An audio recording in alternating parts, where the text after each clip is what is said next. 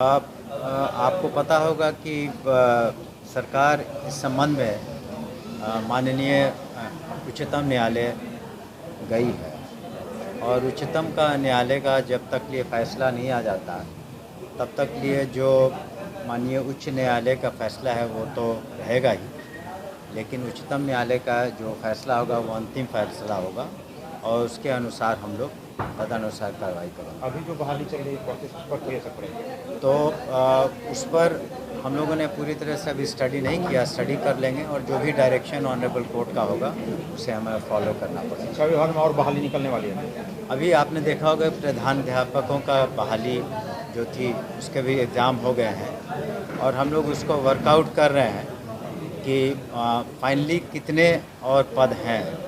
कि जहाँ पर रिक्तियाँ हैं, कई जगह रिक्तियाँ अनुकंपा के आधार पर भी बहाली करनी है। तो इन सब को लेकर के हम लोग फाइनल एक फिगर आएंगे और साथ ही साथ जो उच्चतम न्यायालय का जो आदेश होगा उसी के अनुसार हम लोग कार्रवाई करेंगे। क्या है, कब तक लागू हो जाएगा? देखिए, हमें उम्मीद है कि 2 से 3 सप्ताह के अंदर एक उच्च स्तरीय कमेटी गठन की गई है और उसमें जो भी शिक्षकों का तबादला के संबंध में नीति निर्धारण होगी। लेकिन उस नीति निर्धारण में हम लोग कोशिश करेंगे कि खास करके जो अगर हस्बैंड और वाइफ टीचर्स हैं या फिर कुछ ऐसे मामले हैं जहां मेडिकल ग्राउंड पर लोगों ने पिटिशन्स दिए हैं, तो हम लोग कोशिश करेंगे कि जो भी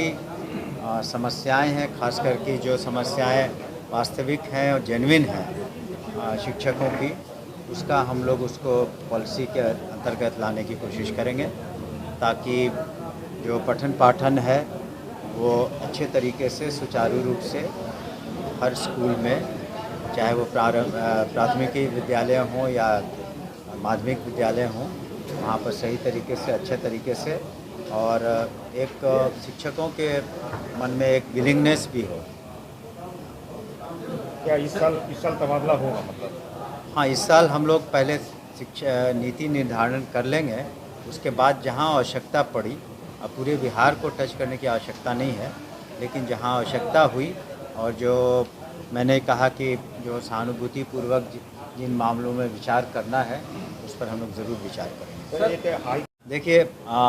उस वक्त जो हम लोग एक एक जिनको भी नियुक्ति पत्र दिया गया है और जो भी उन्होंने प्रमाण पत्र दिए हैं,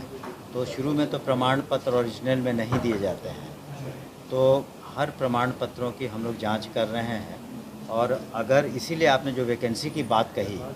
तो हर जगह के प्रमाण पत्र जो हैं उसको हम लोग जांच कर रहे हैं और जहां भी पाए जाते हैं कि प्रमाण पत्र सही नहीं है या जो भी क्लेम है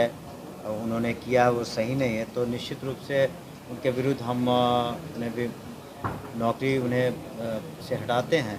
और उन सभी जो वैकेंसीज होगा पुनः उनको जोड़ करके हम लोग, इसीलिए मैंने जो फाइनल फिगर है उन सब को जोड़ करके जो फाइनल नियुक्तियाँ होंगी उन सब को वैकेंसीज के रूप में ट्रीट करके हम लोग फिर अभी तक कितना ऐसे वो आंकड़ा अभी फ़िलहाल कुछ समय लगेगा, क्योंकि 1,87,000 से ऊपर लोग उसमें नियुक्तियाँ हुई थी, तो उसमें थोड़ा वक्त लग रहा है।